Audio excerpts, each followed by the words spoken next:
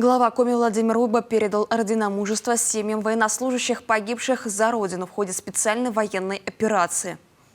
Каждый наш воин, отдавший свою жизнь за Родину, каждый вписан золотыми буквами в историю России, Республики Коми.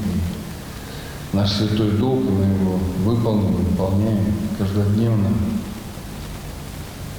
о том, чтобы имена наших ребят носили школы, улицы. И память об их подвиге передавалась от поколения в поколение. Указом президента за мужество, отвагу и самоотверженность, проявленные при исполнении воинского долга, орденом мужества и знаком отличия ордена Святого Георгия, Георгиевским крестом 4-й степени награжден посмертно младший сержант Александр Михайлович Кураш. Орденом мужества награждены посмертно старший сержант Илья Андреевич Отев, ефрейтор Юрий Юрьевич Васильев, ефрейтор Евгений Олегович Свирский, рядовой Тимур Айратович Хайретдинов. Еще раз спасибо за наших ребят, спасибо за мужество.